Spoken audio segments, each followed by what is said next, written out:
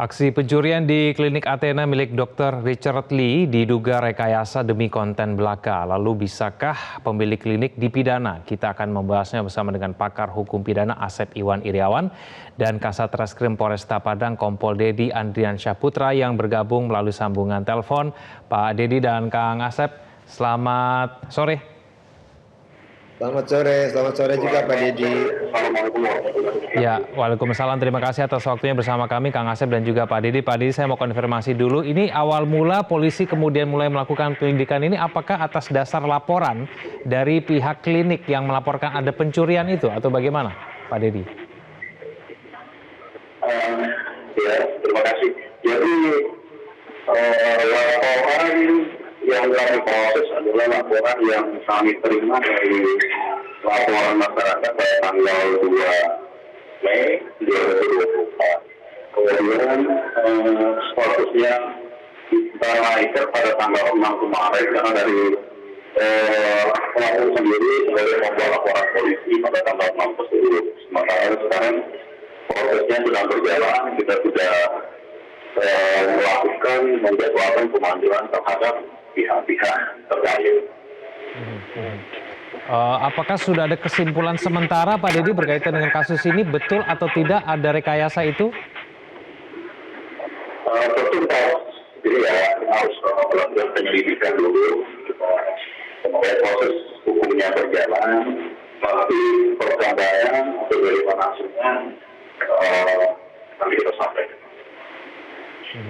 Baik, Pak Dedi, ini ada dugaan terjadinya rekayasa itu, apakah hanya dari pernyataan dari pelaku yang kemudian sempat dikatakan melakukan pencurian itu, Pak Dedi?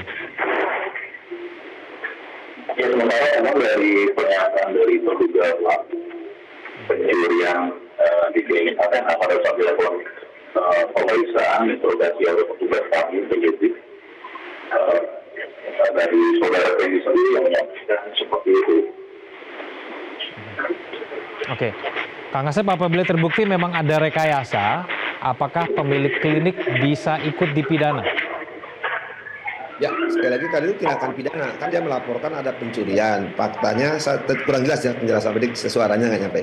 Nah, faktanya itu rekayasa. Nah, rekayasa ini di dunia maya. Artinya apa? Itu adalah kriminal. Perbuatan kriminal itu yang menyebarkan berita hoax dan dia mendapatkan keuntungan, ya bisa dipidana. Nah, yang bisa dipidana siapa? Tadi yang menyuruh dan yang melakukan perbuatan itu. Jadi ini kena pasal penyertaan.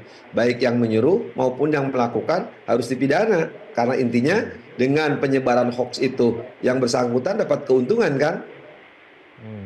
Oke, baik. Saya kembali kepada Pak Dedi. Pak Dedi, siapa kemudian yang menyuruh pelaku ini untuk membuat konten seolah-olah dia melakukan pencurian, Pak Dedi? Dari saudara Kendi sendiri, yaitu saudara Dr. S yang kebetulan yang bersangkutan adalah karyawan dari saudara Dr. Richard Lee di klinik Athena.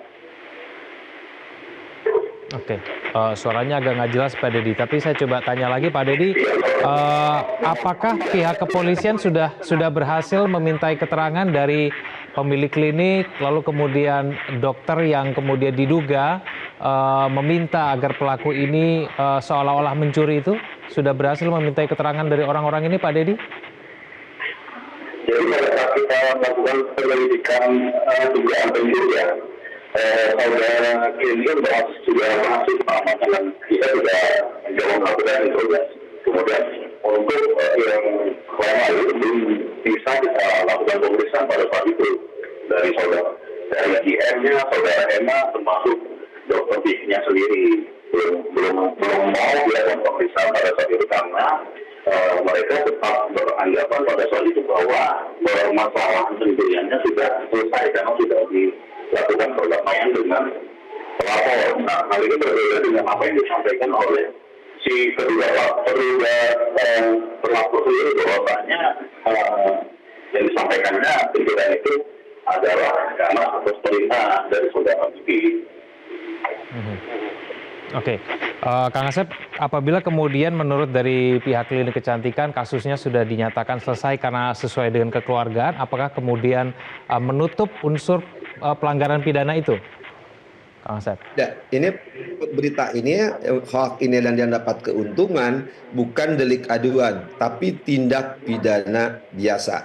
Tindak pidana biasa ketika ada kejadian kemudian penyidik melakukan tindak pidana dan itu tampak ya bahasa sederhananya ada rekayasa mengkonten dan dia mendapatkan sesuatu ya itu tindak pidana biasa tidak bisa dengan alasan ya bahwa itu adalah kekeluargaan gimana wong ini mereka rekayasa kan ini perbuatan ini sengaja dibikin soal ada pencurian ternyata hanya demi konten ya nah publik sudah kadung ya bahwa oh ternyata ada pencurian di situ jadi malah ya pemiliknya tadi dokter RC mengumumkan ya dan ini seolah-olah terjadi sesuatu padahal ini kan dilarang ya baik di KUHP maupun di Undang-Undang ITE. Artinya apa? Dengan adanya perbuatan voltoid bahasa pidananya voltoid telah sempurna ya ada rekayasa perbuatan soal ada pencurian kemudian soal dari konten mendapatkan keuntungan itu pidana tidak bisa kalau pidana ada diselesaikan keluargaan itu misalkan gini ya pencemaran nama baik ya, pengaduannya ditarik atau anak mencuri kepada harta orang tuanya atau suami yang melakukan ini istrinya damai itu kan masalah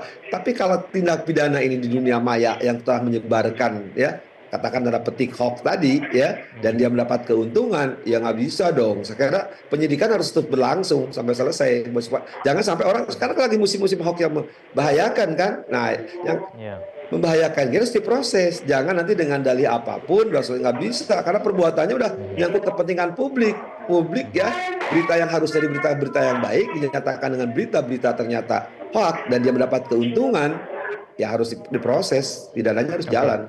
Oke, Kang Asep, kalau misalnya memang terbukti ada rekayasa, pelaku yang disuruh untuk seolah-olah mencuri itu tetap dikenakan pidana atau tidak? Ya, dalam pidana itu dikenal pasal penyertaan. Jadi ada aktor intelektual, ada pelakunya, ya, ada yang menyuruh. Ini kan tadi disebut si pencurinya ini ya tanda petik ya ini melakukan gitu kan, untuk kemudian dibikin konten. Ternyata dalam mencuri itu disuruh oleh dokter X misalkan. Ya ini perbuatan ini kan rangkaian juga. Kemudian juga yang pemiliknya tuh yang nyatakan barusan dari dokter L-nya memberikan pernyataan di media sosial. Ini berarti pelakunya lebih dari satu ya. Jadi aktor intelektual yang menyuruh melakukan dan yang melakukan itu harus diproses secara pidana. Nggak bisa, nggak ada alasan apapun. Oke, baik. Kita tunggu nanti keterangan lebih lanjut dari pihak pemilik klinik kecantikan kepada pihak kepolisian. Terima kasih Pak Dedi, terima kasih Kang Asep telah bergabung bersama kami di Prime Time News. Selamat sore. Jelajahi cara baru mendapatkan informasi. Download Metro TV Extend sekarang.